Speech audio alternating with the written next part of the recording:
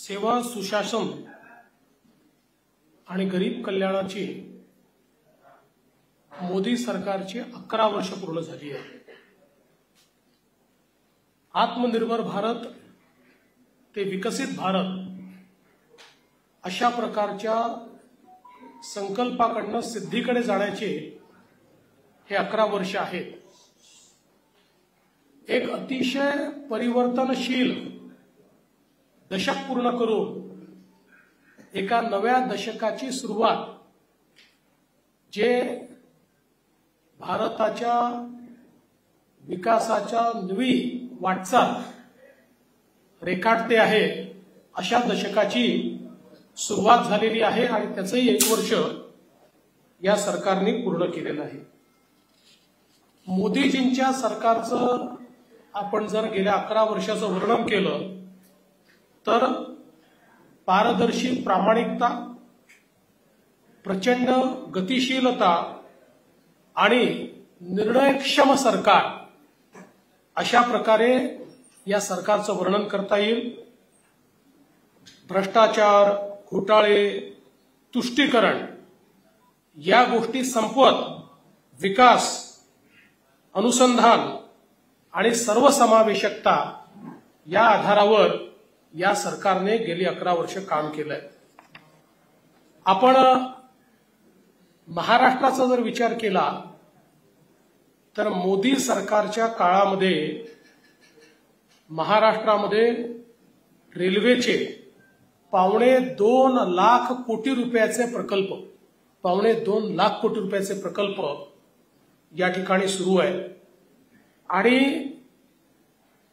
जुनं जे यूपीएचं सरकार होतं त्यांनी 10 वर्षात जेवढे पैसे रेल्वे करता महाराष्ट्राला दिले तेवढे पैसे 1 वर्षात एनडीएच्या सरकारनं, मोदी सरकारने आपल्याला या ठिकाणी दिले। आज मोदी सरकारच्या सहकार्यातून महाराष्ट्रामध्ये इन्फ्रास्ट्रक्चरचे 6 लाख कोटी रुपयाचे कामं चाललेली आहेत। पायाभूत सुविधा क्षेत्रातील मेट्रो प्रकल्प असो की वेगवेगळ्या प्रकारचे गृहनिर्माणचे प्रकल्प असो, एकाच वर्षामध्ये राज्याला 30 लाख घरं देण्याचा विक्रम हा मोदी सरकारने केलेला आहे। त्यामुळे प्रधानमंत्री आवास योजना ग्रामीणच्या अंतर्गत आतापर्यंत जेवढी यादी होती ती सगळी यादी यावर्षी समाप्त होते 100%। आणि यादी समाप्त करून मोदी सरकार थांबलेलं नाही, तर आता आम्हाला नवीन सर्वेक्षण करायला सांगितलंय की यादीतनं सुटलेल्यांचं सर्वेक्षण करा, म्हणजे पुढच्या वेळेस त्यांनाही घर मिळेल। प्रत्येकाला घर देण्याचा जो संकल्प होता तो सिद्धीकडे नेण्याचं काम हे मोदी सरकारच्या माध्यमातून चाललेलं आहे। आणि म्हणून पहिल्यांदा तर विक्रमी घरं दिल्याबद्दल महाराष्ट्राच्या वतीनं मी प्रधानमंत्री मोदीजींचे मनापासून आभार मानतो। गरीब कल्याणाचा अजेंडा आज देशामध्ये मोदीजींनी राबवला। 81 कोटी लोकांना मोफत अन्नधान्य दिलं जातं मिळाली आहे। ही याकरता महत्वाची आहे की मोदी सरकार येतपर्यंत केवळ 3 कोटी घरांना नळ जोडणी होती, ती 5 पटीने वाढून 15 कोटी लोकांना नळ जोडणी मिळाली आहे। 12 कोटी घरांमध्ये शौचालय तयार झालेलं आहे। 68 लाख फुटपाथ पीएम स्वनिधीचा लाभ मिळालाय। 52 कोटीपेक्षा जास्त लोकांना मुद्रा योजनेचं या ठिकाणी प्राप्त झालेलं आहे। स्टँड अप इंडिया याच्या अंतर्गत अनुसूचित जाती आणि अनुसूचित जमातीच्या 14,700 कोटी रुपयाचं कर्ज हे मोदी सरकारने दिलेलं आहे। 2014 पासून एकलव्य विद्यालय 4 पटीने वाढलेली आहे। 112 आकांक्षित जिल्ह्यांच्या विकासाच्या मापदंडामध्ये भरीव योगदान देत जिल्ह्यांना पुढे आणण्याचं काम हे मोदी सरकारने केलं। आपल्याला माहिती आहे की कोविडच्या काळात मध्ये थेट पैसे देण्याचा विषय असेल, 55 कोटी जनधन खाती या ठिकाणी काढण्याचा विषय असेल, प्रधानमंत्री सुरक्षा विमा योजना याच्या अंतर्गत 51 कोटी लोकांना लाभ या ठिकाणी देण्यात आलेला आहे। जीवन ज्योती विमा योजनेच्या अंतर्गत 23 कोटी लोकांना लाभ देण्यात आलेला आहे। आयुष्यमान भारतच्या अंतर्गत 77 करोड आरोग्य खाते तयार करण्यात आलेले आहेत आणि त्यातनं कोट्यावधी गरिबांचे ऑपरेशन आणि त्यांना आरोग्य लाभ हा देण्यात आलेला आहे। आतापर्यंत जे विविध लाभ मोदी सरकारने थेट खात्यामध्ये दिलेले आहेत डीबीटीने, त्याची एकत्रित व्हॅल्यू आपण जर घेतली तर ती 43 लाख कोटी रुपये आहे। 43 लाख कोटी रुपये म्हणजे देशातल्या अनेक राज्यांच्या जीडीपी पेक्षा देखील जास्त। त्यानंतर 100% घरांचं विद्युतीकरण असेल आणि हे सगळं करत असताना या सरकारला एक सर्वसमावेशक चेहरा मोदीजींनी दिला आहे। या सरकारचे 60% मंत्री 60% मंत्री एससी, एसटी आणि ओबीसी आहेत।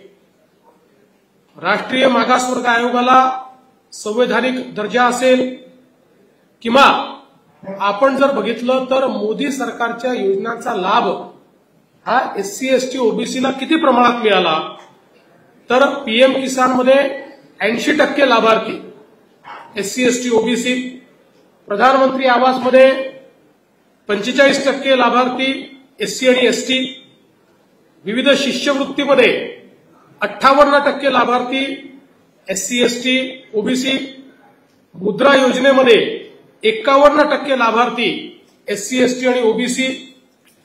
त्यामुळे समाजातले जे वंचित घटक आहेत त्यांना थेट लाभ देऊन 25 कोटीपेक्षा जास्त लोकांना गरिबी रेषेच्या वर आणण्याचं हे मोदी सरकारने केलं आहे। मोदी सरकारने वाढवले बघितली शेती क्षेत्रात 2013-14च्या तुलनेत 25-26 मध्ये म्हणजे 10 वर्षातली वाढ ही 5 पटीची वाढ आहे।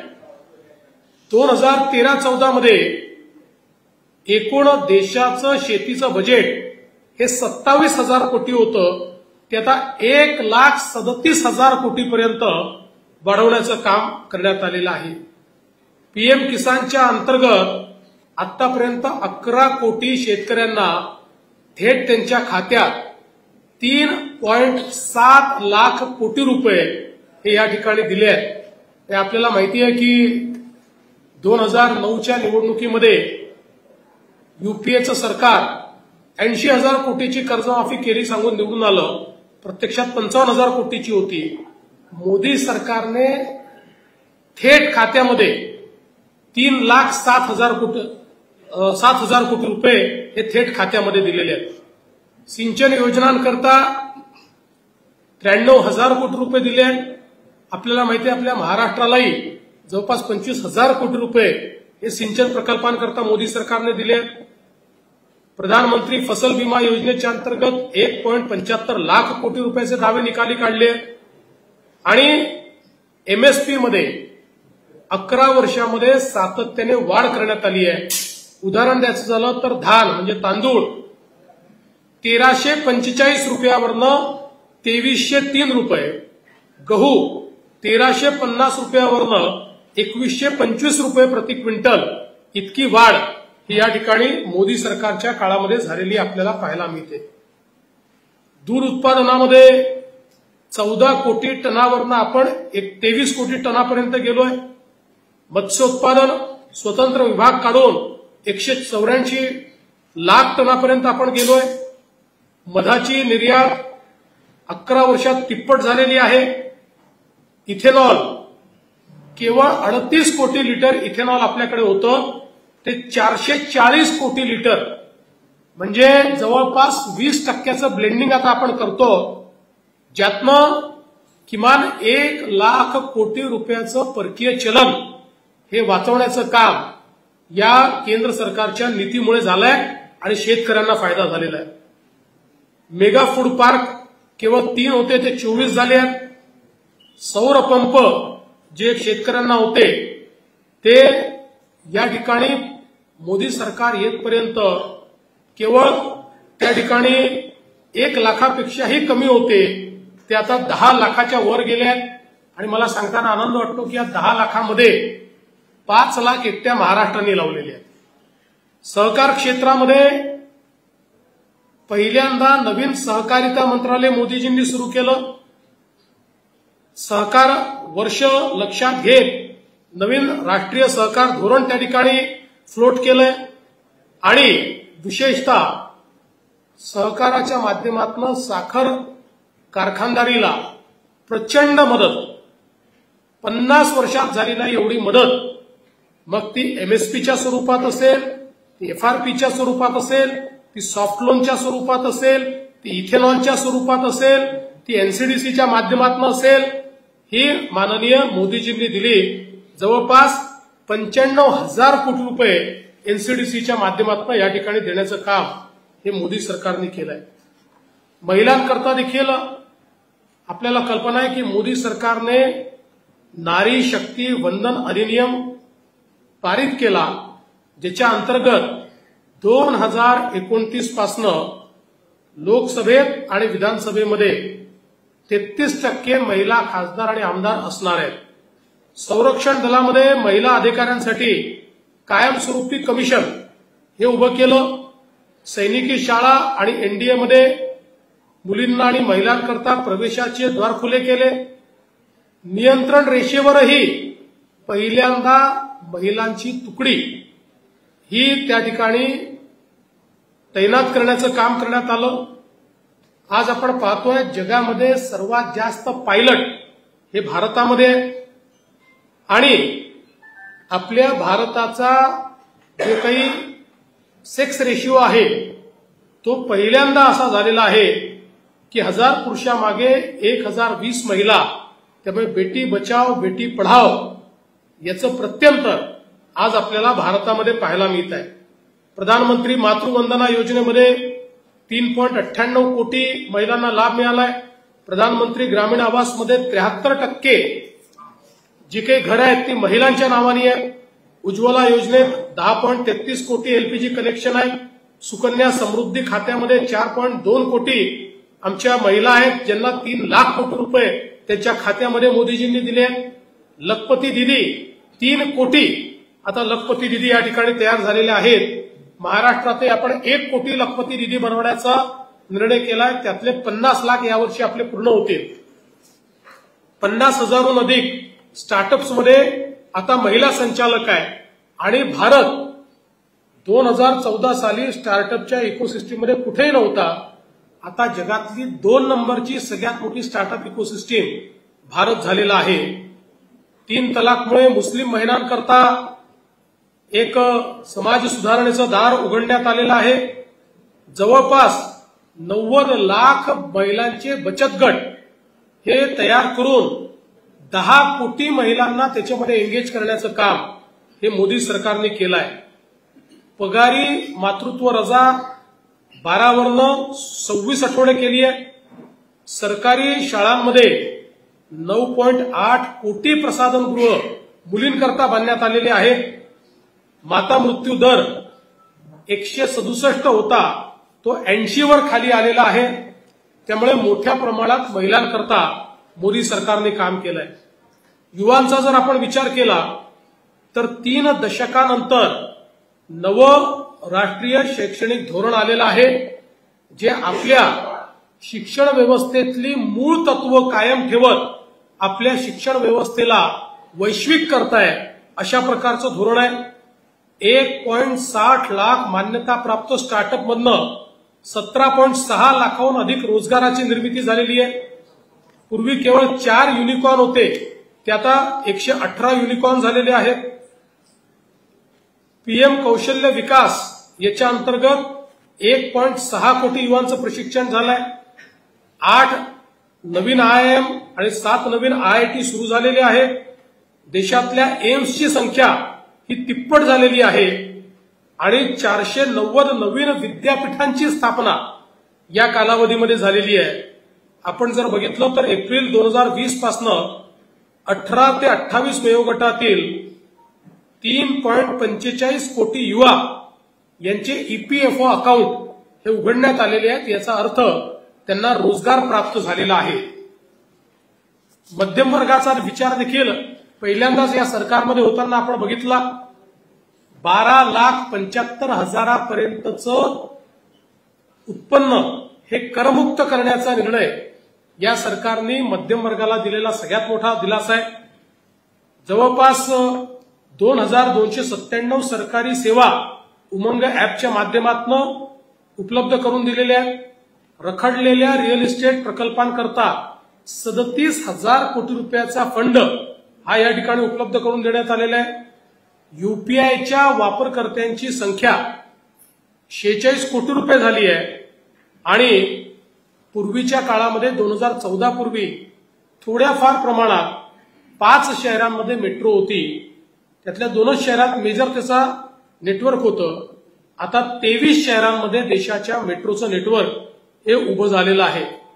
उडान स्कीम मधनं 1.5 कोटीहून अधिक मध्यमवर्गीयांनी त्या योजनेचा लाभ घेत विमान प्रवास या ठिकाणी केलेला आहे. आणि पीएम सूर्यघर सारख्या योजनेमध्ये आता लाखो लोकांना मोफत वीज देण्याचं काम देखील चाललेलं आहे.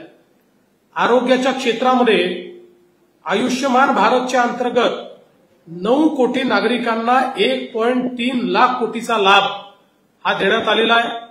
16,000हून अधिक जनऔषधी केंद्र, 6 कोटी जनतेला त्याचा लाभ झालेला आहे. 77 कोटी हेल्थ आयडी जनरेट झालेले आहेत. एमबीबीएसच्या जागा या 1.18 लाखांनी वाढवल्या आहेत, तर पीजीच्या जागा 74,000 वाढवलेल्या आहेत. त्यामुळे मोठ्या प्रमाणात डॉक्टर्सची संख्या ही आता आपल्याला उपलब्ध होते आहे.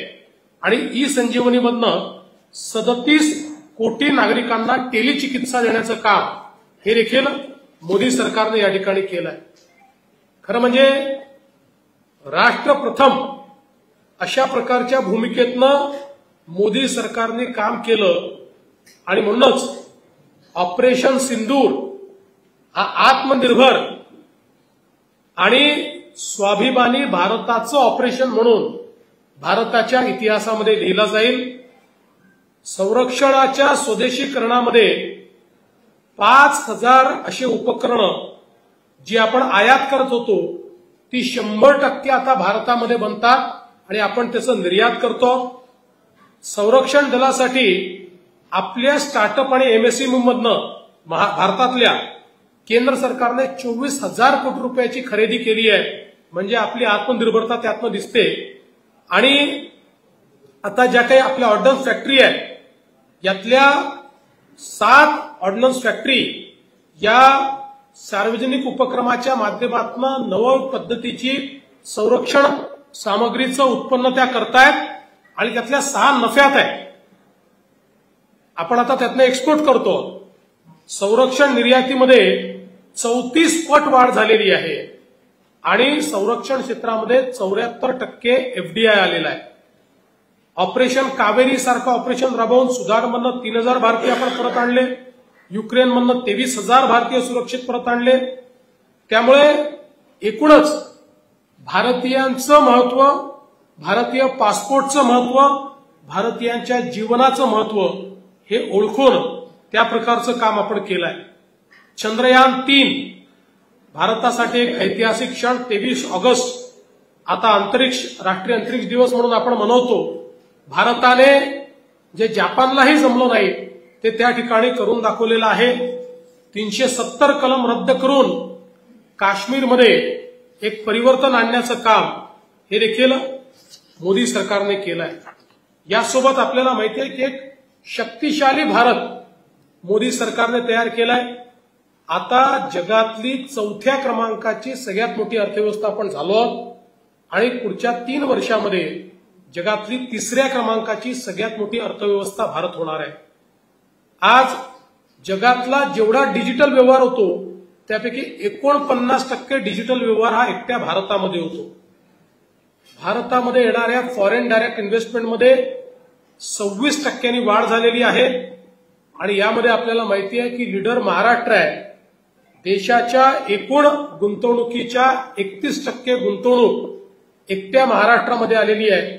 आपल्या नंतरचे तिन्ही राज्य एकत्रित केले तरी आपली गुंतवणूक अधिक आहे. अर्थव्यवस्था ही 6.3% 6.8% आता जाण्याचा अंदाज आहे. आणि मोठ्या अर्थव्यवस्थांमध्ये सर्वाधिक वेगाने विकसित होणारी अर्थव्यवस्था ही आता भारताचीच आहे. आपल्याला माहिती आहे की कोविड काळात देखील जवळपास 29 लाख कोटी रुपये केंद्र सरकारने अर्थव्यवस्थेत गुंतवून या अर्थव्यवस्थेला मंदीपासून वाचवण्याचं काम केलं. आणि पीएलआय सारख्या योजनेतनं 1,61,000 कोटी रुपयाची गुंतवणूक केली. त्यातनं 14 लाख कोटीचं उत्पादन झालं, 5.31 लाख कोटीची निर्यात झाली आणि जवळपास 11.5 लाख रोजगाराची निर्मिती करण्याचं काम हे आपण केलं आहे. आता भारतामध्ये जवळपास नव्याने 1.80 लाख कंपन्या या नोंदणीकृत झालेल्या आहेत. अनेक जुने कर हे पूर्वलक्षी प्रभावाने रद्द करण्यात आलेले आहेत. 1500हून अधिक जुने कायदे हे रद्द करण्यात आलेले आहेत. आणि जवळपास पेटेंटमध्येही नवीन रेकॉर्ड भारत करताय. आपल्याकडे केवळ 5,900 पेटेंट होते, त्यावरनं आता 1,03,000 पेटेंट पर्यंत आपण मजल मारलेली आहे. इलेक्ट्रॉनिक्सच्या उत्पादनामध्ये 5 पट वाढ आहे आणि इलेक्ट्रॉनिक्सच्या निर्यातीमध्ये 6 पट वाढ आहे. अमेरिका आणि चीन नंतर स्टार्टअप इकोसिस्टम असलेला भारत हा 3ऱ्या नंबरचा देश आहे. मग अशी दुसरा म्हटलं 3ऱ्या नंबरचा देश आहे. आणि 51% स्टार्टअप हे आता मुंबई पुण्यात नाही तर ते टियर 2 टियर 3 सिटीजमध्ये चाललेले आहेत. हे देखील स्टार्टअप इकोसिस्टमचं एक महत्वाचं आहे. आणि याच्यामध्ये जवळपास 30% जास्त स्टार्टअप हे अॅग्रिकल्चर क्षेत्रातले, कृषी क्षेत्रातले आहेत. पायाभूत सुविधांचा जर आपण विचार केला तर 2014 साली 74 विमानतळं होती, ती आता 160 झालेली आहेत. रेल्वेचं बजेट 9 पटींनी वाढलेलं आहे. वंदे भारत ही आधुनिक जगातली ट्रेन भारतामध्ये सुरू झाली.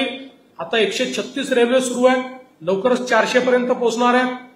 मेट्रोची लांबी ही 248 किलोमीटरवरनं 1013 किलोमीटर पर्यंत गेलेली आहे.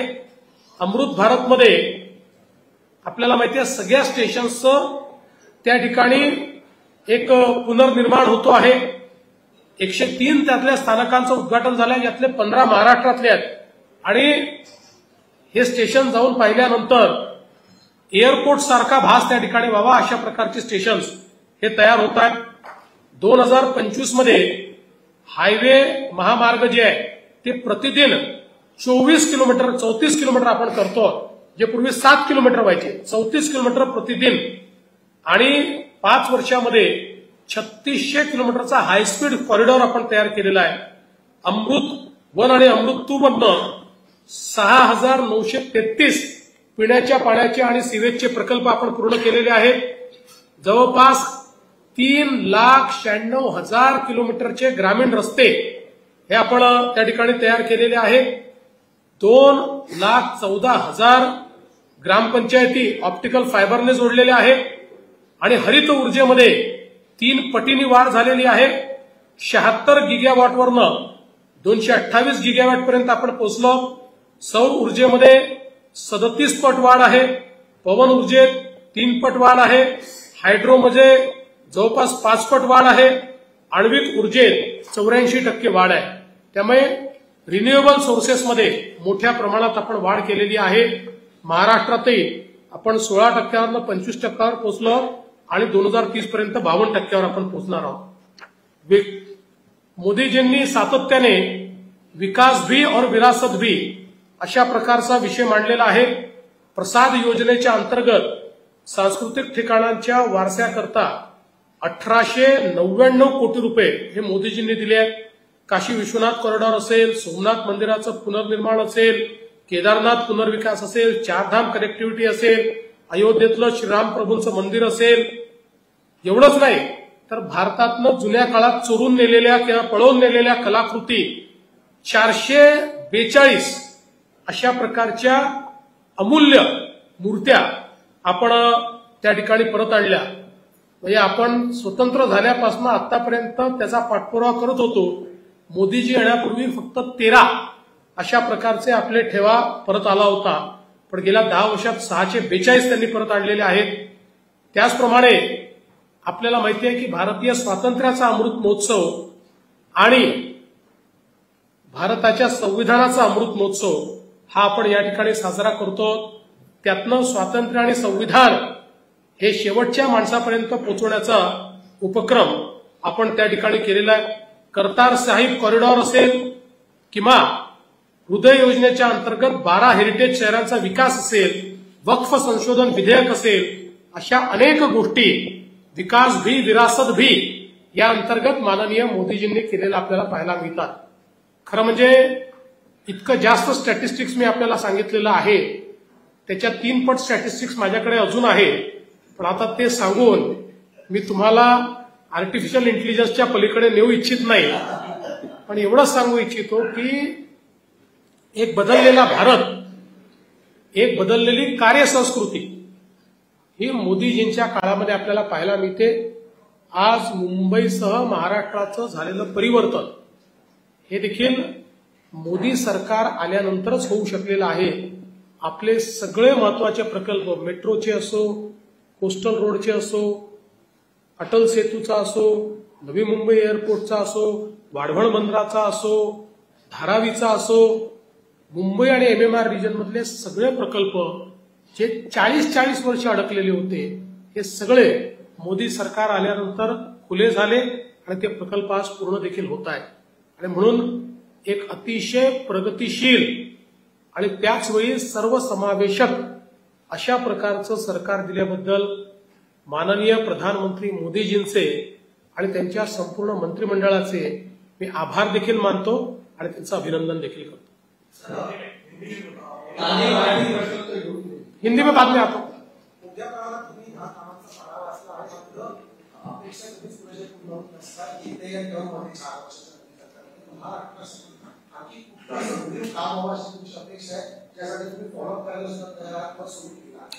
मुळामध्ये आपली $1 ट्रिलियन इकॉनॉमीची संकल्पना आहे, याच्यामध्ये मोठ्या प्रमाणात इन्व्हेस्टमेंट ही केंद्र सरकारच्या वतीनं आपल्याला मिळते आहे आणि ती अधिक मिळवण्याचा प्रयत्न आपण करतो. पोर्टमध्ये, एअरपोर्टमध्ये, रेल्वेमध्ये, मेट्रोमध्ये सगळ्या जी काही मानक आहेत, पूल असतील, रस्ते असतील, याच्यामध्ये मोठ्या प्रमाणात घरं असतील, बाकी पिण्याच्या पाण्याच्या योजना असतील, यामध्ये मोठ्या प्रमाणात गुंतवणूक ही मोदी सरकारकडनं यावी अशा प्रकारचा आमचा प्रयत्न आहे.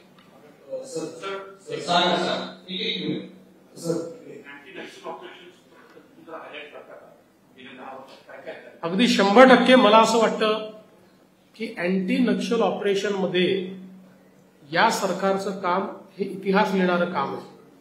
आणि मोदीजींच्या नेतृत्वात माननीय अमितभाई शाह गृहमंत्री यांनी जे घोषित केलं की ऍक्टिव्ह केडर बंदुका घेऊन जे काम करतायत, मार्च 2026 पर्यंत हा नक्षलवाद माओवाद आम्ही समाप्त करू. आज त्याच्या दिशेने अतिशय वेगानं आपण अग्रसर होतोय. ते शेवटच्या टप्प्यात पोहोचलेलं आहे. मुळातच मधल्या 5 वर्षामध्ये जेव्हा छत्तीसगडमध्ये काँग्रेसचं सरकार होतं, त्यावेळी प्रचंड मोठ्या प्रमाणात माओवाद्यांची भरती झाली. अन्यथा आतापर्यंत आपण ते संपवू शकलो असतो. आता ते अंतिम टप्प्यामध्ये आहे. आपल्याकडे तर आता बोटावर मोजण्या इतकेच सक्रिय माओवादी राहिलेले आहेत, जे बहुतांश छत्तीसगडकडच्या जंगलामध्ये लपलेले आहेत. त्यांनाही शोधून एकतर त्यांनी आत्मसमर्पण करावं, अन्यथा त्यांच्यावर कारवाई होईल, ही भूमिका आपण मांडलेली आहे.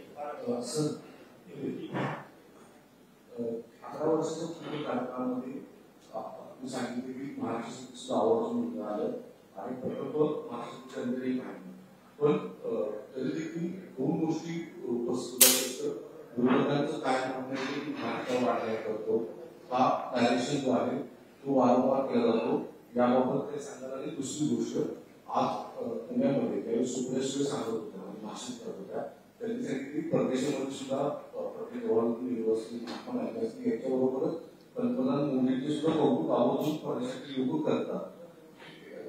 त्या स्टेजवर नेते सांगतात. मात्र आमचे विरोधक जे आहेत म्हणजे तुमच्या पार्टीवर विरोध आरोप करतात की आमचा संघर्ष हा तुकारामपर्यंत नृत्य आहे, म्हणजे त्यांना हे डायरेक्शन आपण वेगळं सोबत करायचं. असं आहे की पहिल्यांदा तर मी आकडेवारी सहित सांगितलं की युपीएचे 10 वर्ष आणि एनडीएचे 10 वर्ष याच्यामध्ये महाराष्ट्राला मिळालेल्या निधीतलं अंतर काय. आता त्याची जर मी एकत्रित आकडेवारी आपल्याला सांगितली तर 2004 ते 2014 या कालावधीमध्ये एकूण आपल्याला युपीएच्या सरकारकडनं 1,23,000 कोटी रुपये मिळाले आणि 10 वर्षाच्या कालावधीमध्ये एनडीएच्या सरकारकडनं 10,50,000 कोटी रुपये मिळाले.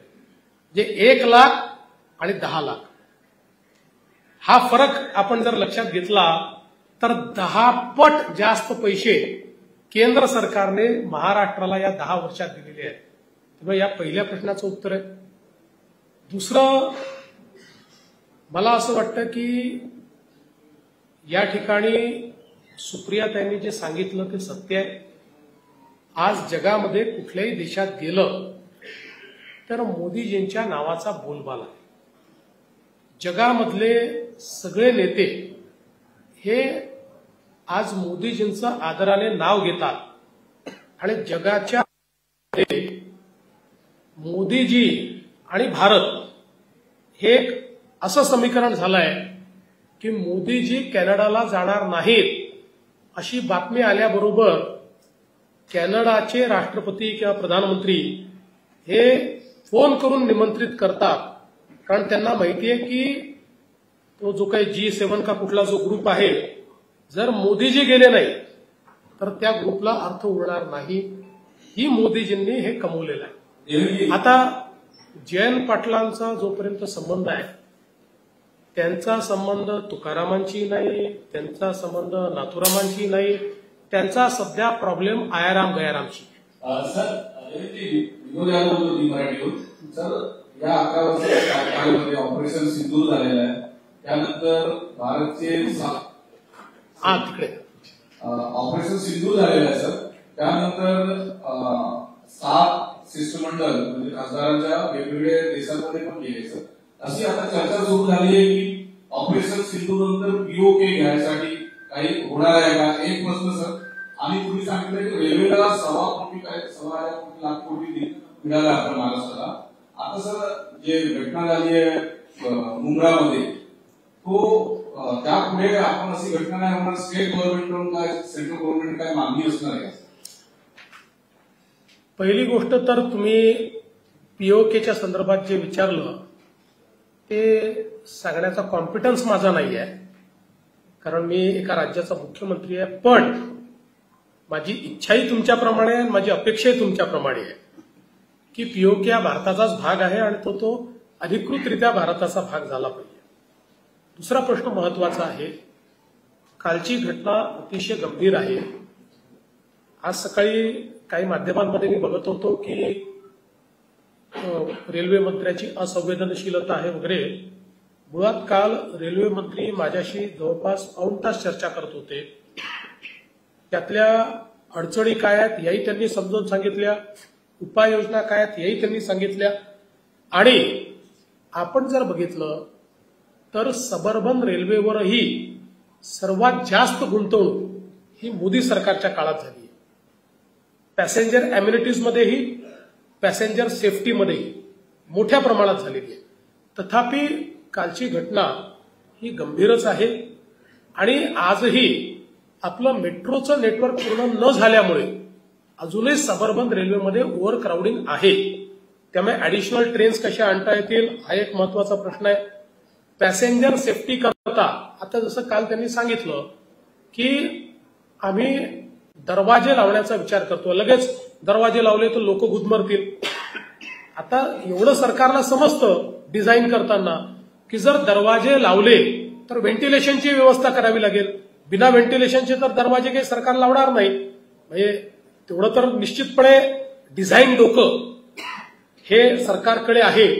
एवढंच नाही तर आता त्यांचा प्रयत्न आहे की मोठ्या प्रमाणात आपल्याकडे एसी ट्रेन्स द्यायच्या आणि या दरवाजेवाल्या एसी ट्रेन्स द्यायच्या आणि एसी ट्रेन देताना भाडं न वाढवता त्या एसी ट्रेन्स द्यायच्या. अशा प्रकारचंही त्या ठिकाणी केंद्रीय रेल्वे मंत्र्यांनी त्याचा प्लॅन तयार केलेला आहे. त्यामुळे कालचं जी घटना आहे त्यातनं काही गोष्टी आपल्याला निश्चितपणे शिकाव्या लागतील आणि त्या प्रकारचं काम त्या ठिकाणी करावं लागेल. त्याचं प्लॅनिंग केंद्र सरकार आणि राज्य सरकार मिळून करेल.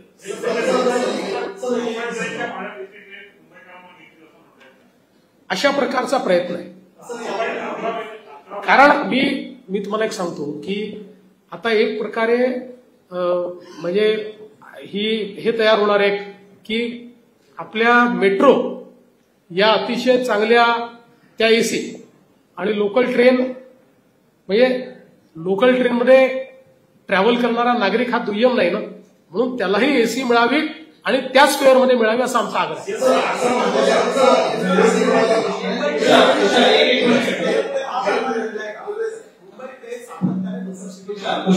रेल्वे संदर्भातच प्रश्न आहे. या कालावधीत विधायक कालावधीत बदल होतोय का या संदर्भात मी विचार करणार होतो. कालची जी घटना घडली ती साधारणतः 9:30 ते 10:30 दरम्यान घटना घडली. या सगळ्यामध्ये मोठ्या प्रमाणात ओव्हर काउंटिंग जास्त असतात. तर या संदर्भात विचार आपण आता आपल्या शासकीय कार्यालयांना काही फ्लेक्झी टायमिंग दिलेलाच आहे. तो मागच्या काळातच दिलेला आहे. खासगी आस्थापनांमध्ये तो करणं जरा कठीण जात आहे कारण त्यांचे म्हणजे त्यांचे प्रॉफिट्स आणि सगळ्या गोष्टींचा विचार ते अधिक करतात. पण याच्यामध्ये अजून काही करता येईल का हा निश्चितपणे आपला प्रयत्न असेल. आणि दरम्यानच्या काळात पब्लिक ट्रान्सपोर्टचं इन्फ्रास्ट्रक्चर अजून किती वाढवता येईल हा प्रयत्न आम्ही करू. आपण आता 11 वर्षांचा मोदीचा विकासाचा वाडा होता. मोदी महाराष्ट्राला खूप भरभरून दिला असा उल्लेख केला. पण मोदी 10 वर्षांपूर्वी महाराष्ट्रात एक शिवस्मारकाचं जलपूजन केलं. त्या स्मारकाचं काय झालं, सध्या काय परिस्थिती आहे आणि यासाठी तुम्ही आगामी काळात पाठवता? त्याचं काम आपण सुरू केलं होतं. 80 कोटी रुपयाचं कामही पूर्ण झालं होतं. दरम्यानच्या काळामध्ये काही लोक कोर्टात गेले. हायकोर्टमध्ये निर्णय आपल्या बाजूने आला. ते सुप्रीम कोर्टमध्ये गेले. सुप्रीम कोर्टाने त्याच्यावर स्थगिती दिली.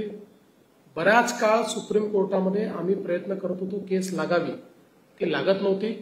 मध्यंतरीच्या काळात ती सुप्रीम कोर्टमध्ये लागली.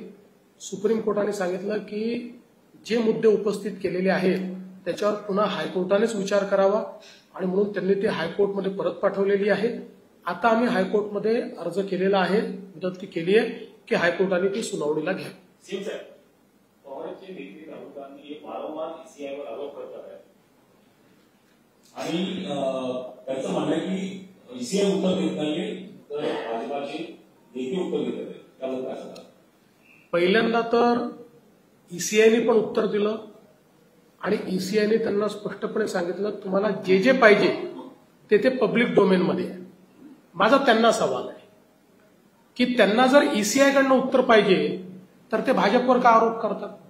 त्यांना ईसीआयकडनं उत्तर पाहिजे तर ते पेपरमध्ये का म्हणतात? ईसीआयला पत्र द्यावं त्यांनी, ईसीआय उत्तर देईल त्यांच्याला.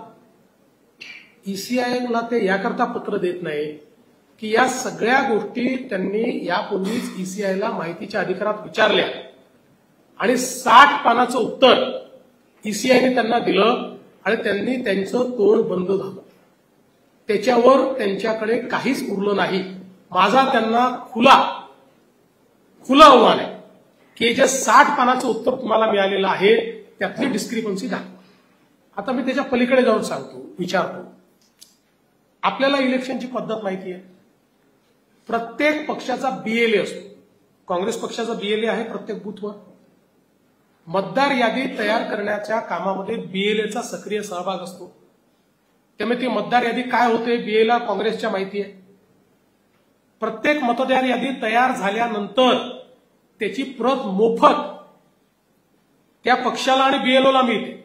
म्हणजे संपूर्ण यादी मिळते त्या ठिकाणी आणि मग ती त्या BLO कडे जाते. त्यामुळे त्याच्यामध्ये जर काही त्रुटी असतील तर त्याच्यावर ऑब्जेक्शन घेण्याकरता मोफत यादी, म्हणजे ती वेबसाईटवर तर असतेच, पण त्याच्यासोबत त्याची प्रिंटेड कॉपी देखील प्रत्येक पक्षाला मिळते. एकतरी ऑब्जेक्शन घेतलंय का काँग्रेस पक्षाने? दुसरं, ज्या दिवशी मतदान होतं त्या दिवशी प्रत्येक पक्षाचा बूथ एजंट हा बूथमध्ये असतो, काँग्रेस पक्षाचाही असतो. एका तरी काँग्रेस पक्षाच्या बूथ एजंटनी ऑब्जेक्शन घेतलेलं मला दाखवा. एक तरी घेतलंय का? याचा अर्थ सगळी प्रोसेस नीट झालेली आहे. कारण आम्ही बूथ एजंट म्हणून बसलोय, आम्ही जेव्हा लहान कार्यकर्ते होतो आम्हाला जर संशय आला तर आम्ही ऑब्जेक्शन द्यायचो, नाही हा व्यक्ती योग्य नाही आहे, मग त्याला त्याचं सगळं दाखवावं लागायचं, नाही तर टेंडर वोट करावं लागायचं. मग असं एक तरी ऑब्जेक्शन घेतलंय का? नाही घेतलेलं. मी राहुल गांधींच्या प्रत्येक प्रश्नाचं पुराव्यासहित उत्तर दिलंय, पुराव्यासहित 100%. खरं म्हणजे राहुल गांधींसोबत डिबेट करण्याकरता माझी गरजच नाही, आमचा कार्यकर्ते करू शकतो. पण इफ ही एस्पायर्स मोदी राष्ट्रवादीचा वर्धापन दिन सोहळा पार पडतो तिकडे शरद पवार असं म्हणतात की जी फूट पहिली या फुटीकडे लक्ष देऊ नका, लोकांनी काम करा. म्हणजे काही दिवसांपासून झालं तर दोन्ही पवार एकत्र येतील अशी चर्चा जी आहे सुरू होती. कुठेतरी त्याला पूर्णविराम दिला त्यांच्यापासून ते एकत्रित येणार की नाही तेच सांगू शकतात. त्यांनी पूर्णविराम दिला की अजून विचार करतायत तेच सांगू शकतात. यातल्या कुठल्याच गोष्टीवर माझ्याकडे अशी शक्ती नाही की त्यांच्या मनामध्ये शिरून त्यांच्या मनातलं जाणून मी तुमच्या पुढे ठेवू शकेन. सर, जयपाल आता पवारसाहेब म्हणाले की मला सर्व जबाबदाऱ्या मुक्त करा आणि काही दिवसांपासून चर्चा आहे की महाराष्ट्रात मोठा राष्ट्रहित होईल, काय शक्य? परत जयंत पाटलांच्या मनात मला शिरावं लागेल आणि सगळ्या जबाबदाऱ्यातनं मुक्त करा असं ते जे म्हणाले ते मुक्त करणारे असं माहिती असल्यामुळे म्हणाले की त्यांच्या मनात काही दुसरं आहे, हे सगळं समजून घ्यावं लागेल.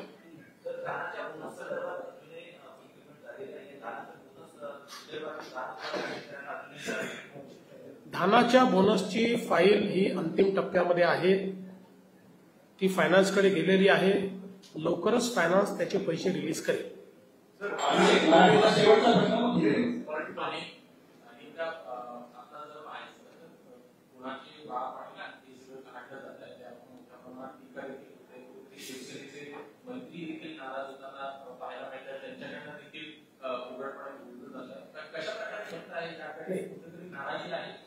कोणाचाही बाप काढणं हे चुकीचं आहे. त्यामुळे मी देखील संबंधित मंत्र्यांशी चर्चा केलेली आहे. त्यांनी स्वतः सांगितलं की माझ्या बोलण्याचा तो अर्थ नव्हता. मी त्यांना सांगितलं तुमच्या मनात काही अर्थ असला तरी परसेप्शनमध्ये जो अर्थ जातो तो राजकारणात महत्वाचा असतो. त्यामुळे अशा प्रकारे बोलणं योग्य नाहीये. त्यांनीही ते मान्य केलेलं आहे. शरद पवारांच्या प्रकाशन झालं त्याच्यामध्ये सिंधूबद्दल टीका केली आहे. सिंधूचं भाजपात किती वेळ झाला? मला असं वाटतं की प्रॉब्लेम काय आहे की त्यांच्या पक्षामध्ये कोण काय करतायत याची 100% त्यांना माहितीच नसते. आणि म्हणून बघा एकाच मंचावर सुप्रियाताई वेगळं बोलतात, त्याच मंचावर आपले जयंत पाटील वेगळं बोलतात, सिंदूरबद्दल पवारसाहेब वेगळं बोलतात आणि त्यांचे संपादक वेगळं छापतात.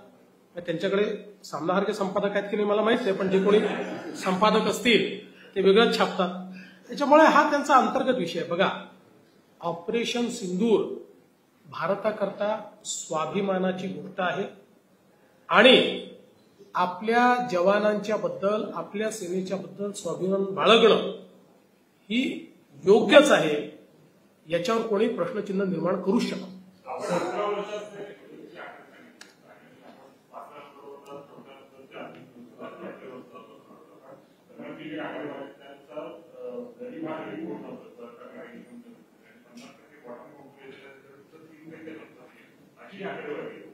असं आहे की स्टॅटिस्टिक्स जे असतं ना हे थोडं डिसिव्हिंग असतं. आता जगातला सगळ्यात श्रीमंत देश हा अमेरिका आहे, सगळ्यात श्रीमंत. आता अमेरिकेमध्येही आपण जर बघितलं तर अशाच प्रकारची इन्कम डिस्पॅरिटी आपल्याला पाहायला मिळते की वरच्या लेवलला खूप मोठ्या प्रमाणात पैसेवाले आहेत. प्रश्न हा नसतो. प्रश्न वेल्थ जमा करणं हे चुकीचं नाहीच आहे. प्रश्न आहे की वेल्थचं डिस्ट्रीब्युशन आहे की नाही. आणि आज आपण पाहू शकतो की जर 25 कोटी लोक हे गरिबी रेषेच्या वर येत असतील, 25 कोटी लोकांना जर घर मिळत असेल, पिण्याचं पाणी मिळत असेल, वीज मिळत असेल, तर खऱ्या अर्थानं आपण प्रगतीकडे चाललेलो आहे. आणि म्हणून कोणी 2 पैसे जास्त कमवले हे महत्वाचं नाही आहे. जो शेवटचा व्यक्ती आहे त्याला संधी मिळते की नाही, त्याला मूलभूत सोयी मिळत आहेत की नाही, या आधारावर अर्थव्यवस्थेचं आकलन करावं लागतं. आणि त्या आधारावर परिणामकारक बदल हा मोदी सरकारने केला. 81 कोटी लोकांना जर फुकट रेशन दिलं जात असेल तर ते अर्थव्यवस्था वर्षात असं असतं. पहिली गोष्ट अशी आहे की हे जे रेशन देणं आपण सुरू केलं ते कोविडच्या काळात सुरू, आणि कोविडच्या काळात सगळ्यांना गरज होती म्हणून आपण ते रेशन दिलं. आणि आज केंद्र सरकारला या ठिकाणी असं वाटतंय की काही मूलभूत गोष्टी आपल्याला आपल्या नागरिकांना मोफत दिल्या पाहिजेत. त्यामुळे केंद्र सरकार ते देत आहे आणि ज्यांना आवश्यक वाटतं ते घेत आहेत. कारण त्यांचा एक मूलभूत प्रश्न जर सुटला तर त्यांना जे मिळणारे पैसे आहेत ते दुसऱ्या 2 गोष्टींवर खर्च करता येतात. त्यामुळे याचा अर्थ ते म्हणजे बाबा काहीतरी केंद्र सरकारच्या उपकारात आहेत आणि त्याच्याशिवाय त्यांचं भागत नाही असं नाही आहे. काही आहेत तसे, पण दोन्ही प्रकारचे लोक आहेत. अर्थव्यवस्था वर्षात नागरिकांना स्वतःला आत्मनिर्भर करणं अभियान ही भाजपाची भूमिका आहे. त्या संदर्भामध्ये इतक्या मोठ्या प्रमाणात नागरिक आत्मनिर्भर नाही आहेत असं म्हणायचं. मी पुन्हा सांगतो की 100% आत्मनिर्भर आहेत. पण मला एक सांगा की आता जो व्यक्ती 20 लाख रुपये कमवतो, त्या 20 लाख रुपये कमवणाऱ्या व्यक्तीला असं वाटतं ना मला टॅक्समधला इन्सेंटिव्ह मिळाला पाहिजे. वाटतं की नाही वाटत? याचा अर्थ तो आत्मनिर्भर नाही आहे का? तसा गरीब माणूस आहे. याला जर मूलभूत गरजांपैकी 2 गोष्टी सरकारने दिल्या तर मूलभूत गरजांच्या पलीकडे तो खर्च करू शकतो. त्याचे 2 पैसे वाचले तर त्याने फक्त मूलभूत गरजांवरच खर्च केला पाहिजे अशी मानसिकता का असावी? त्याला अजून 4 गोष्टी करता आल्या पाहिजे अशी मानसिकता असली पाहिजे. म्हणून मी सांगतो महत्वाचं काय आहे, सगळा भारत श्रीमंत झाला असं आपलं म्हणणंच नाही आहे. पण गरिबी रेषेच्या खालचे 25 कोटी लोक गरिबी रेषेवर आले. जो निम्न मध्यम वर्ग होता तो मध्यम वर्गाकडे गेला, जो गरीब होता तो निम्न मध्यम वर्गाकडे गेला. म्हणजे लोकांच्या जीवनात परिवर्तन होत आहे हे 10 वर्षात दिसत आहे. मुंब्रा रेल्वे दुर्घटनेच्या बाबतीमध्ये मनसे अध्यक्ष राज ठाकरे यांनी म्हटले की येणारा मुंबईमध्ये येणारा मुद्दा याला कारणीभूत आहे. आणि आपण जे पर्यावरण पायाभूत सुविधा म्हणताय तर त्याचं आपण काय असं आहे, मुंबई ही आंतरराष्ट्रीय शहर आहे आणि कुठल्याही आंतरराष्ट्रीय शहरामध्ये फ्लोटिंग पॉप्युलेशन असते. ती फ्लोटिंग पॉप्युलेशन असते म्हणूनच ते आंतरराष्ट्रीय शहर असते. आज आपण बघितलं तर जगाच्या पाठीवरची जेवढी व्हायब्रंट शहरं आहेत या सगळ्या शहरांमध्ये अशा प्रकारची फ्लोटिंग पॉप्युलेशन येते. आणि म्हणून आपलं काम काय आहे, फ्लोटिंग पॉप्युलेशन येऊ नका असं काम नाहीये. आपलं काम हे आहे की त्याचं मॅनेजमेंट झालं पाहिजे.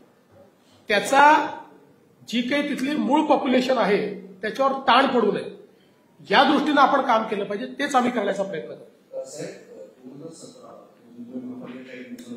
2017 भाजपाने मिळालेलं परफॉर्मन्स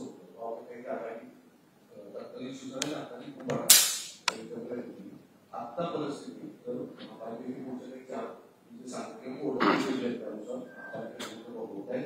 तर अशा परिस्थितीत परिस्थिती त्या पद्धतीने राजकीय प्रोसेस सुरू आहे की मनसे असेल आणि चॅलेंजेस आहेत असं वाटतं. बघा कोण कोणासोबत जात आहे हे आज आपल्याला माहिती नाही. पण एकूण जी काही मुंबईची परिस्थिती मी बघतो आहे आणि मुंबईकरांच्या मनातलं मी जाणतोय, मुंबईकर 100% महायुतीच्या बाजूने उभे राहतील. मुंबईची महानगरपालिका महायुतीलाच मिळेल आणि महायुतीचाच महापौर मुंबईमध्ये बसेल. Home minister police have filed 65 crore stamp duty recently, whereas your agency Prasad Raj is 1200 to 1300 crore stamp, and he is hinting at the role of a prince. Do you think the police will investigate this? असं आहे की मला देखील प्रसाद लाड भेटले आणि त्यांनी एक modus operandi त्याच्यामध्ये दाखवली. मी त्यांना हे सांगितलं की तुम्ही याचा जो काही तपास आहे तो तपास ईओडब्ल्यू करता आहे. ईओडब्ल्यूला तुम्ही एक कागदपत्र नेऊन द्या. ईओडब्ल्यू नक्की याचा तपास करेल. आता त्याच्या मागे कोण आहे, प्रिन्स आहे का पॉपर आहे हे मला माहीत नाही, पण त्याच्यामध्ये जे कोणी असतील, कारण त्यांनी जी मोडस ऑपरेंडी प्रसाद लाडाने दाखवली आहे ती जर खरी असेल तर खूप मोठ्या प्रमाणात कचऱ्यासारखा पैसा हा त्यातनं चोरला गेला आहे, तो आपल्याला बाहेर काढावाच लागेल. सर, आपने इंफ्रास्ट्रक्चर की बात करी, बीएसटी का क्या हो रहा है? आजकल मीडिया रिपोर्ट्स आ रही है कि बीएसटी बंद हो रही है और आम आदमी परेशान है, आधा घंटा बस के लिए खड़ा रहता है. इसके बारे में आपकी सरकार क्या? देखिए, पहले तो जिस मीडिया में रिपोर्ट आ रही है कि बीएसटी बंद हो रही है, मैं उनको बताना चाहता हूं, उनको मेरी शुभकामनाएं, लेकिन किसी भी हालत में बीएसटी बंद नहीं होगी. हम उसको स्ट्रेंथन करेंगे. आपको पता होगा बीएसटी ने 5000 नई बसेस का ऑर्डर दिया है और ये बसेस की डिलीवरी जैसी आएगी वैसे ही और सघनता के साथ बीएसटी काम करेगी. अभी हम लोगों ने उमटा का कानून तैयार किया है, उसके तहत सारे ट्रांसपोर्टेशन सिस्टम को एक अम्ब्रेला के नीचे हम ला रहे हैं. आज ही हमने कॉमन कार्ड ये लॉन्च किया हुआ है, उसका ट्रायल भी हमारा चल रहा है और वो सक्सेसफुल है. इसलिए 100% बीएसटी को हम स्ट्रेंथन करेंगे. देखिए, अगर बीएसटी या बस सेवा स्ट्रेंथन नहीं होती तो आपकी मेट्रो और सबअर्बन रेलवे भी एफिशिएंसी से काम नहीं कर सकती. इसलिए बीएसटी को स्ट्रेंथन ही किया जाएगा.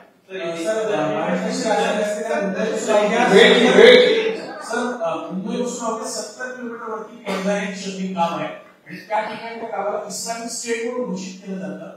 यापूर्वी सुद्धा ते एनआयएसच्या सेंट्रल एजन्सीच्या छापेमारी होते. आता तिथे काही गैरकानून चुकीच्या कारवाया थांबत नाही. नेमकं काय केलं जाईल आणि किती माध्यमांनी सुद्धा गेलो त्याला सुद्धा मार्गदर्शक रोखलं गेलं. आपल्याला कल्पना आहे की मागच्या काळामध्ये साकीब नाचन आणि तत्सम लोकांनी खूप मोठ्या प्रमाणात तिथे अवैध कारवाया सुरू केल्याचं आपल्या निदर्शनास आल्यानंतर वारंवार त्या ठिकाणी आपण छापेमारी केलेली आहे. मोठ्या प्रमाणात या इल्लीगल आणि अँटी नॅशनल ऍक्टिव्हिटीजमध्ये जे लोक आहेत त्यांना पकडणे, त्यांच्यावर कारवाई करणे हे काम चाललेलं आहे. आणि आता तिथलं जे काही मटेरियल मिळालेलं आहे त्याच्या आधारावर त्याचं फॉरेन्सिक अनालिसिस करून अजून कोण कोण त्याच्यामध्ये सामील आहे आणि त्यांच्या लिंक्स कोणापर्यंत आहेत हे देखील काढण्याचं काम.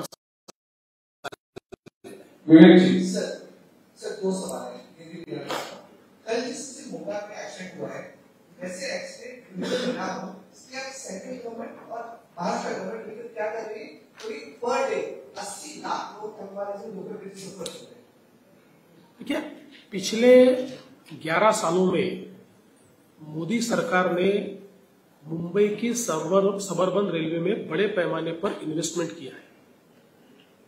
चाहे वो पैसेंजर एमिनिटीज हो, रेलवे के प्लेटफॉर्म का चौड़ाईकरण हो या उसकी लेंथ बढ़ाने की बात हो, चाहे एस्केलेटर्स हो, पीने के पानी की व्यवस्था हो, नई सिग्नलिंग सिस्टम हो, रूट स्ट्रेंथनिंग हो, नई लाइन डालने का काम हो, बहुत बड़े पैमाने पर काम किया है. लेकिन ये बात भी सही है कि पीक आवर्स में आज भी हमारी जो कैरिंग कैपेसिटी है वो कम पड़ती है. इसलिए उसको और स्ट्रेंथन करने की आवश्यकता है. एक और वो स्ट्रेंथनिंग हम करेंगे. साथ में हमारे जो रेलवे मंत्री है उन्होंने ये कहा है कि ये जो हमारी ट्रेन्स है इसमें चूंकि दरवाजे नहीं है इसलिए इसमें इंसिडेंसेस ज्यादा होते हैं. तो इनको रेट्रोफिट करते हुए दरवाजे लगाने का काम वो करने वाले हैं। साथ साथ उसके वेंटिलेशन का भी ध्यान रखा जाएगा। और ये भी प्रयास चल रहा है कि बड़े पैमाने पर मुंबई में सबअर्बन रेलवे में एसी ट्रेन को लाया जाए, और एसी ट्रेन को लाते समय हमारे जो पैसेंजर्स है उनके ऊपर टिकट का ज्यादा बोझा न बढ़े, इस दृष्टि से भी प्लानिंग चल रही है। मोदी सरकार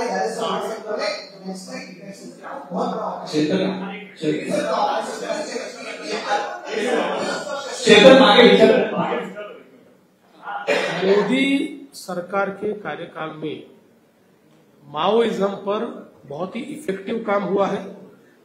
अगर हम देखें तो देश के प्रधानमंत्री जी के नेतृत्व में हमारे गृह मंत्री जी ने जो देश को वादा किया है, मार्च 2026 तक जितने एक्टिव केडर है उनको समाप्त किया जाएगा। एक्टिव नक्सलिज्म जो है या माओइज्म उसको समाप्त किया जाएगा। उसके ऊपर बहुत जोरों से कार्रवाई चल रही है। वैसे महाराष्ट्र जैसे राज्य ने तो पिछले 10 सालों में बहुत अच्छे ऑपरेशंस किए, लेकिन 5 साल जब कांग्रेस की सरकार छत्तीसगढ़ में थी तो बड़े पैमाने पर नक्सल भर्ती वहां पर हुई है। इसके कारण एक नया प्रश्न तैयार हुआ, लेकिन जब से बीजेपी की गवर्नमेंट वहां आई है बहुत बड़े ऑपरेशन शुरू हुए और अब हम लोग ज्वाइंट ऑपरेशन भी कर रहे हैं, और इसके कारण नक्सलवाद की कमर टूट गई है। और मुझे पूरा विश्वास है कि आने वाले दिनों में हम इसको समाप्त करके रहेंगे।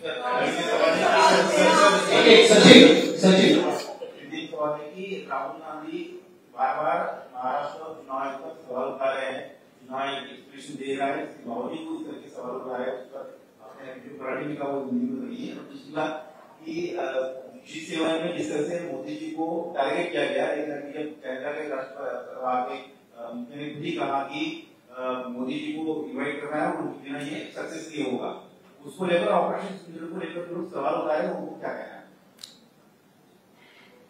देखिए, राहुल गांधी, इन्हें इलेक्शन कमीशन ने बहुत साफ शब्दों में कहा है कि वो अगर इलेक्शन कमीशन को लेटर देंगे तो इलेक्शन कमीशन उनको जवाब देने को तैयार है। प्रेस कॉन्फ्रेंस का जवाब तो इलेक्शन कमीशन नहीं देता है, फिर भी दे रहा है। लेकिन राहुल गांधी इलेक्शन कमीशन को इसलिए लेटर नहीं लिखेंगे क्योंकि उनके सेल ने इलेक्शन कमीशन को जो सूचना का अधिकार है उसके तहत एक पत्र दिया था। यही सारे सवाल उठाए थे जिस पर कांग्रेस पार्टी को 60 पन्नों का जवाब इलेक्शन कमीशन दे चुका है, और अब उन 60 पन्नों के जवाब के बाद उनके पास कोई सवाल बचता नहीं है। इसलिए राहुल गांधी की एक ही नीति है, गोबेल्स जैसी, रोज झूठ बोलो, रोज वही बात कहो, ताकि शायद लोगों के मन में कोई कंफ्यूजन तैयार हो जाए। If you cannot convince then confuse people. इस प्रकार की नीति पर वो चल रहे हैं। मैंने राहुल जी को उनके एक एक मुद्दे का जवाब दिया है और उसके ऊपर वो कोई जवाब नहीं दे पाए। उनका चेला चपाटा भी कोई जवाब नहीं दे पाया। और जहां तक चुनाव का सवाल है तो मैं बहुत साफ शब्दों में कहना चाहता हूं कि चुनाव की प्रक्रिया में वोटर लिस्ट जब बनती है या जब वोटर रजिस्ट्रेशन होता है, हर पार्टी का एक एक बीएलओ ये हर बूथ पर होता है। उस बीएलओ को अधिकार होता है, कांग्रेस पार्टी का भी है, हमारी पार्टी का भी है। जब लिस्ट तैयार होती है तो लिस्ट की कॉपी उस बीएलओ को मिलती है। लिस्ट की कॉपी पूरी प्रिंटेड कॉपी, यानी पब्लिक डोमेन में तो लिस्ट होती है, प्रिंटेड कॉपी ये पॉलिटिकल पार्टी को मिलती है। तो जब कांग्रेस पार्टी को ये लिस्ट मिली उस समय या उससे पहले या जिस समय रजिस्ट्रेशन चल रहा था, क्या उन्होंने एक भी ऑब्जेक्शन लिया? अगर गलती हो रही थी तो ऑब्जेक्शन लेते। लिस्ट आई उसमें गड़बड़ी थी तो ऑब्जेक्शन लेते, एक भी ऑब्जेक्शन नहीं लिया।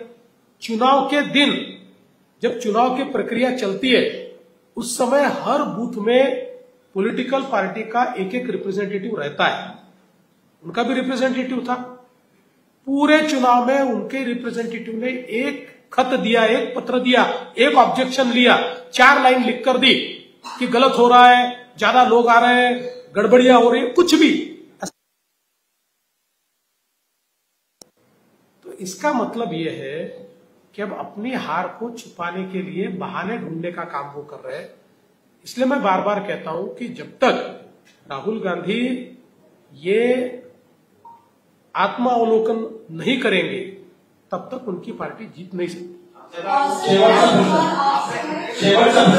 मेरा सवाल आपसे ये है कि आपने कहा कि हमारी जो सरकार है वो भ्रष्टाचार और घोटाले पर काम कर रही है और ऐसे कई खुलासे किए हैं, लेकिन जिस तरीके से फिर चाहे वो किसी भी पार्टी के नेता हो वो आपकी पार्टी में शामिल हो जाते हैं और उसके बाद उनके ऊपर जो भी आरोप लगते हैं वो पूरी तरीके से साफ सुथरा हो जाता है।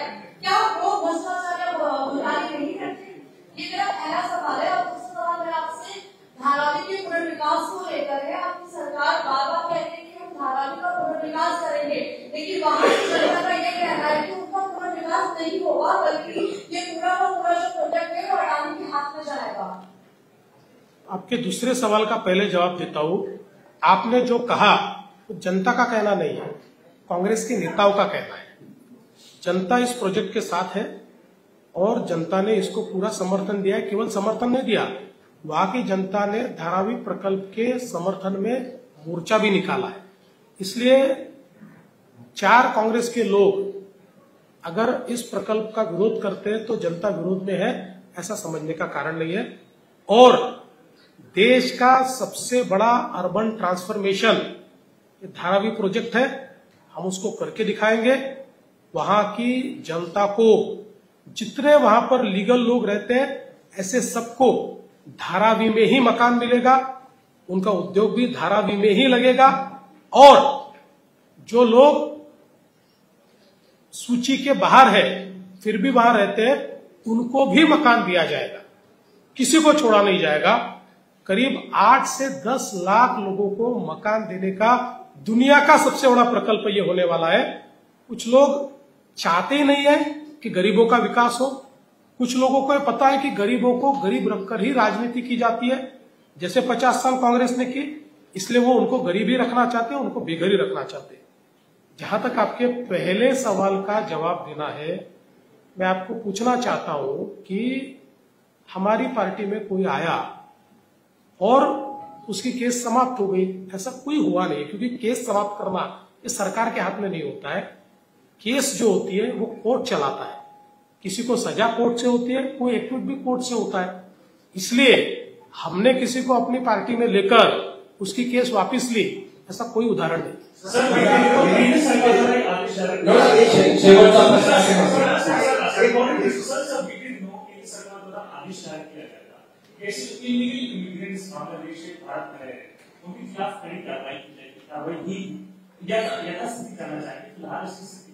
दूसरा इससे जुड़ा एक और सवाल होगा। शरद पवार राष्ट्रीय सीनियर लीडर है, वो सलाह देते हुए कहते हैं कि फिलहाल भारत की स्थिति है उसके अनुसार हमारा कोई पड़ोसी हमारे साथ संबंध नहीं बना है।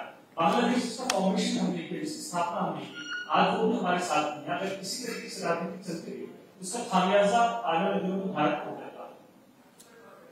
पहली बात तो ये है कि आपने क्या पहला सवाल पूछा था, मैं भूल गया। इलीगल इमिग्रेंट्स के खिलाफ लगातार कार्रवाई चल रही है और जल्दी ही इसका एकत्रित आंकड़ा ये आपके सामने हम रखेंगे। अभी जानबूझकर हम नहीं रख रहे क्योंकि ये कार्रवाई जारी है, बहुत तेजी से बड़े पैमाने पर यह कार्रवाई चल रही है। एक एक को ढूंढ कर निकाल रहे हैं और किसी को यहाँ रहने नहीं देंगे, सबको उनके देश में वापस भेज देंगे। जहां तक पवार साहब का सवाल है, मैं पूछना चाहता हूं कि पवार साहब अभी जो सलाह दे रहे हैं कि मोदी सरकार में हुआ है क्या? यूपीए की सरकार थी, उस समय बांग्लादेश की से वो जो उनकी फोर्स है, उन्होंने अपने बॉर्डर सिक्योरिटी फोर्स वालों को मार दिया था। उस समय भी बड़े पैमाने पर हमारे खिलाफ बांग्लादेश ने कार्रवाई की थी, उस समय भी बांग्लादेश ने एक्सपोर्ट बैन किया था। अटल जी हमेशा ये कहते हैं कि आप दोस्त बदल सकते हो, लेकिन पड़ोसी नहीं बदल सकते। देखिए, भारत की अपनी एक भूमिका है, भारत का एक अपना वजूद है। जब इन देशों को आवश्यकता पड़ती है तो भारत इनके पीछे खड़ा होता है। उनको ये पता है कि भारत की भूमिका क्या है। देखिए, बीच में श्रीलंका ने भी हमारे खिलाफ कुछ चीजें की, लेकिन आज श्रीलंका को लगता है कि हमारे तकलीफ के समय भारत हमारे साथ खड़ा हुआ है। तो भारत ने अपनी भूमिका को दृढ़ता से निभाया है। एक बुक है और बुक में कवर पेज पे जो है महाकाली की तस्वीर को आपत्तिजनक तरीकों से पेश किया गया है। उसमें उन्हें फांसी पर लटकाया हुआ दिखाया गया है। निश्चित रूप से उसके ऊपर कारवाई करेंगे। सगळ्यांच्या मनात अनेक प्रश्न आहेत। अंतिम प्रेस कॉन्फरन्स होणार आहे, शेवटची राजेंद्र अंतिम प्रेस कॉन्फरन्स होणार आहे। आपण सर्व